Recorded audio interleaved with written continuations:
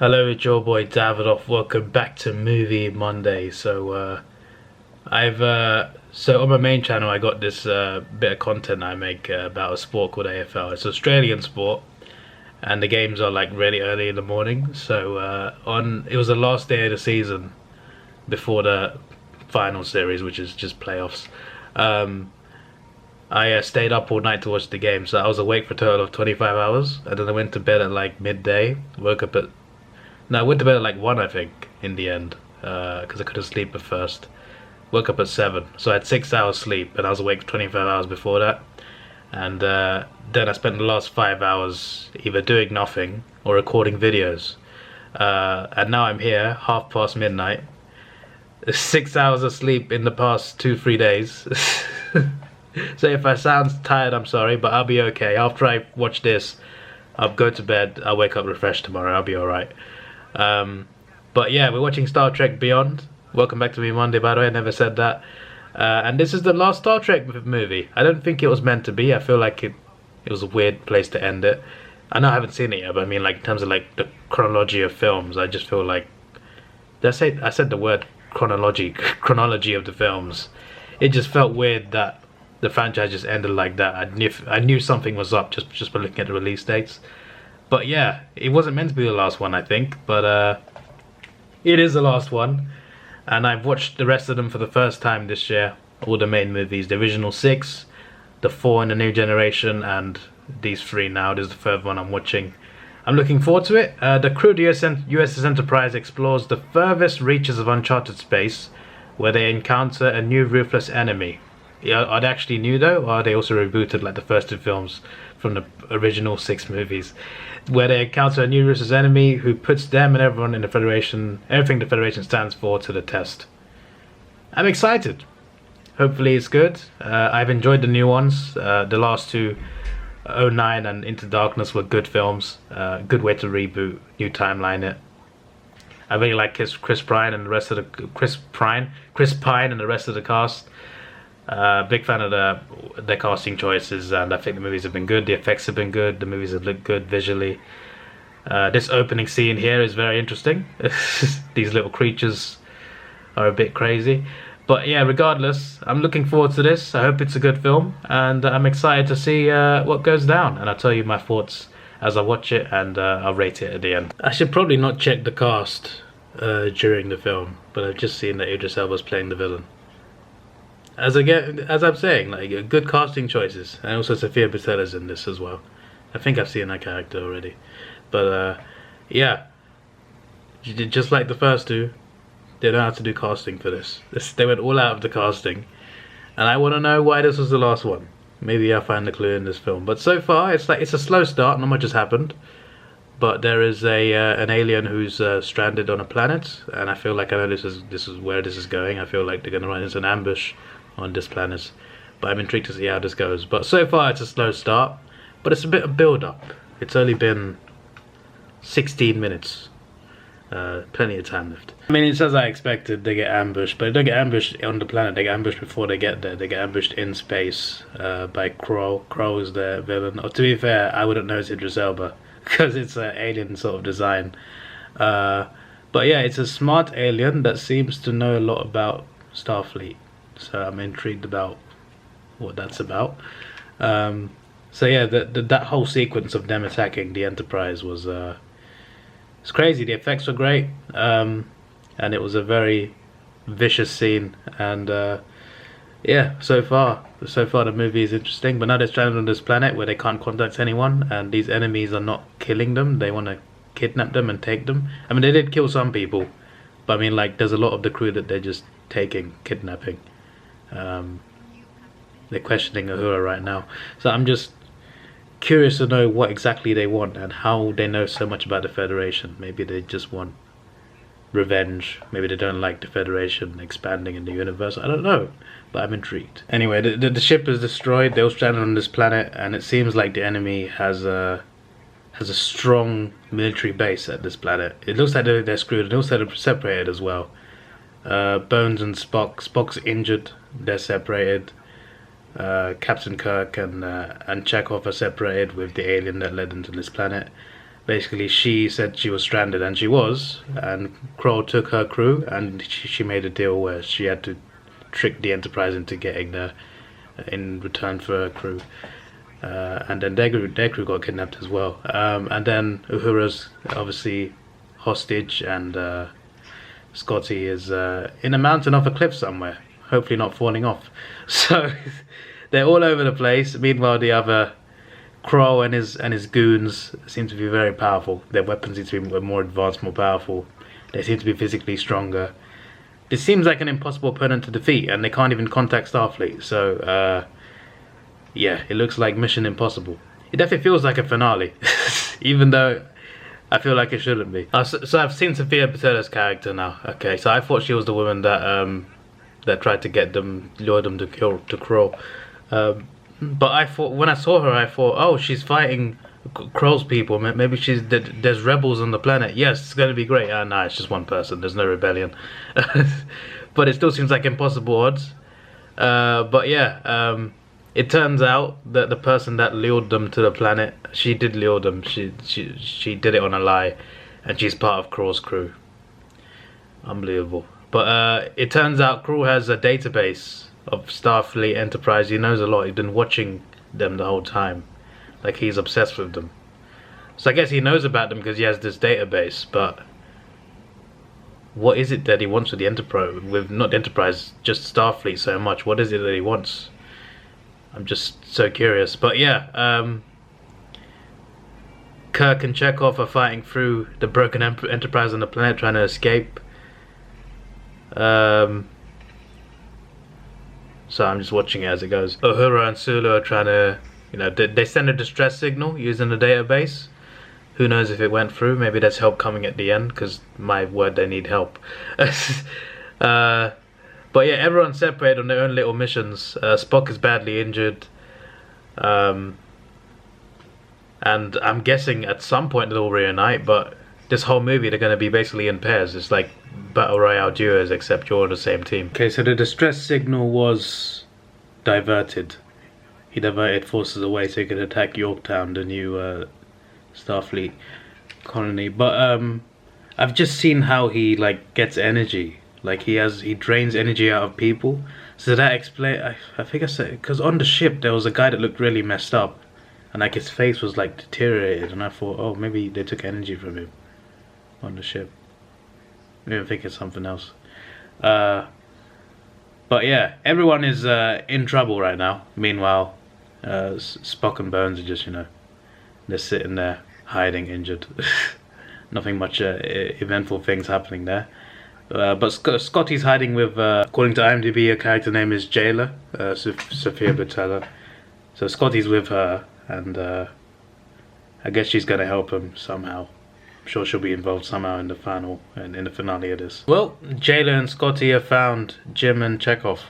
It's a good start. That's the first reunion since they've been stranded. I'm sure they'll find Spock and Bert. I'm sure they'll find them soon. Interesting. Jayla's hideout is a USS Franklin, which is a ship. Apparently, the first ship capable of Warp 4. It was one of the early ships in Starfleet, I guess. And they crash landed on this planet a long time ago. Now I'm thinking, okay, so maybe this is how the villain knows about Starfleet, but where did those people go? And apparently, it went missing many years ago, which is fair enough. Went missing many years ago, okay. They'd all be dead, but still, something's off. There's no trace of this crew.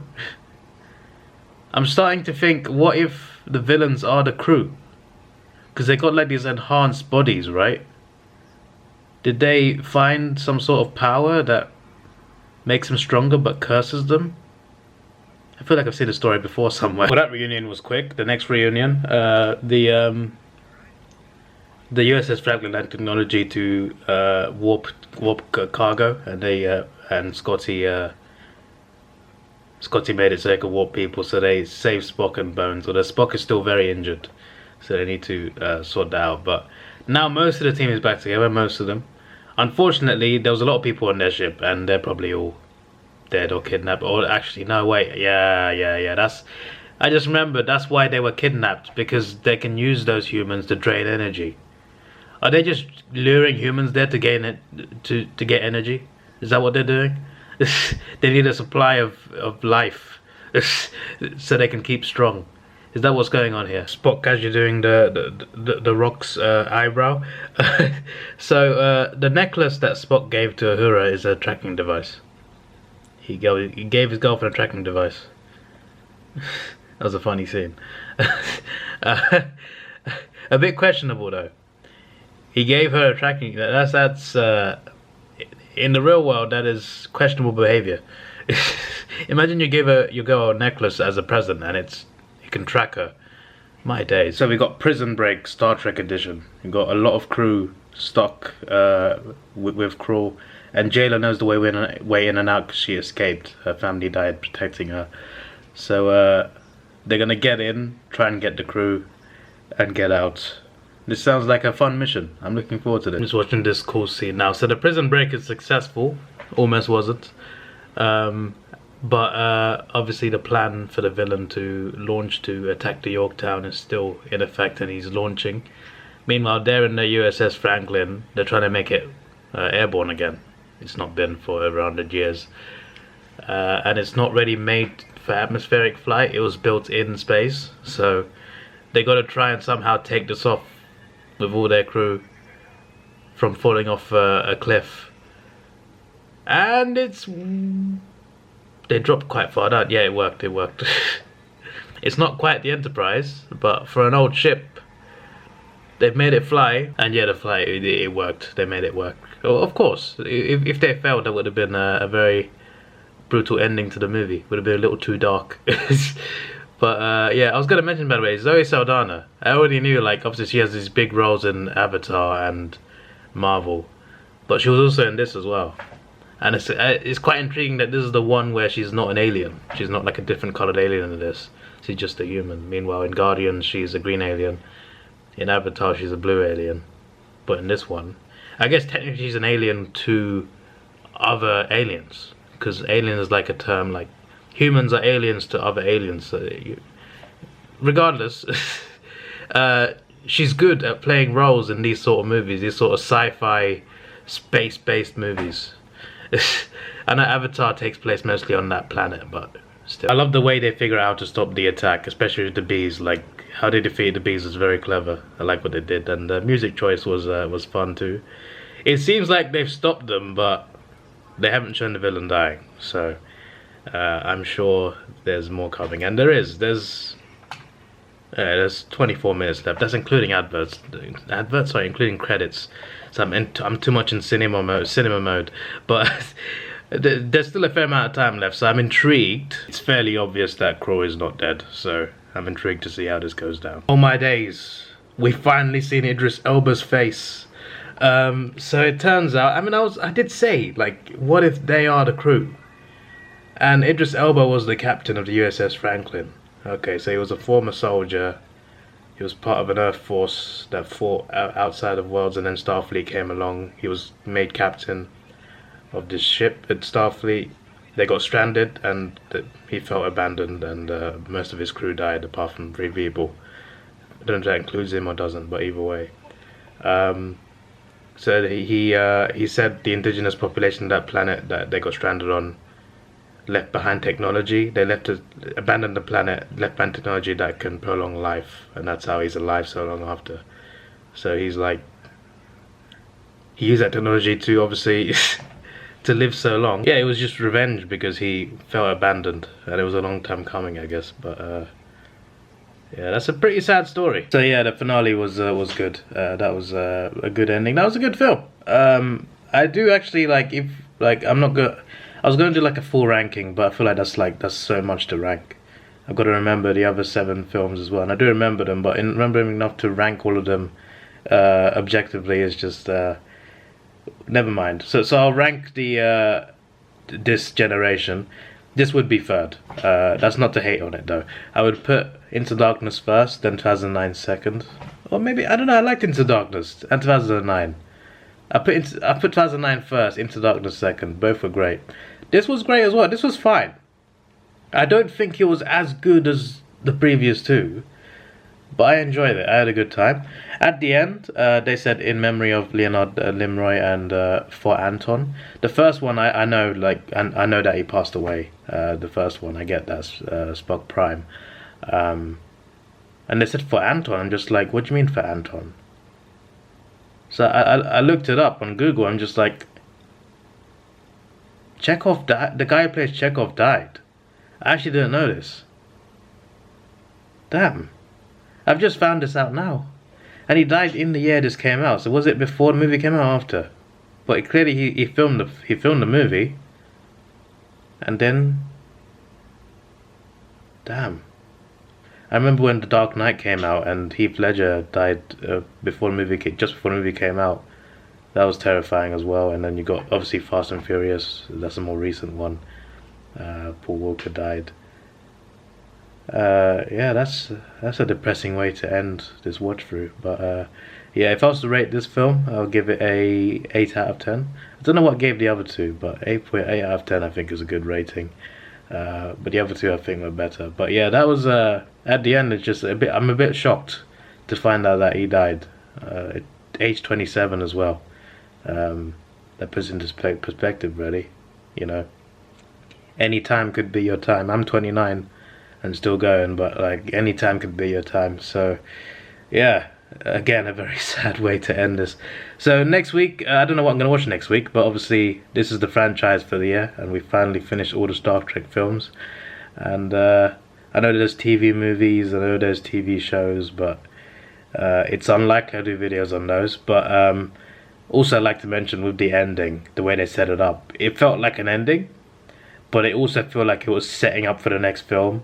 Like they were teasing, like they showed the Enterprise being rebuilt. They were teasing the crew looking up at the ship being built to go back out there. We've seen Captain Kirk deny a promotion because he wants to fly and not stay on base. We've seen, I forgot the alien girl's name that helped her, but she's accepted into Starfleet. So they've got all these things going on, and it's quite clear, like, yes, this movie is ended, and it is a proper ending, but it's also quite clear they're teasing a sequel, and this sequel never came. And I did look up that this didn't make much at the box office, and maybe that's why. And I know that Hollywood's a lot about money, especially with blockbusters, mainly with blockbusters to be fair, but still, it's kind of sad if they don't make another one. But if they don't, they've still ended it fine. They've set up things at the end, sure, but the ending was fine. So if they don't make another one again, I think it works. But if they make another one, I'm there day one. Don't you worry. This is your boy Davidoff. Please like, share, subscribe. Thanks for watching. Have a good day and goodbye. Let's take it slow. Where you go, I go too. And if you hit the bottom, I'm going down with you. Let's take it slow. Who cares where we gotta be? You know you'll have a good time wherever you're with me. Let's take it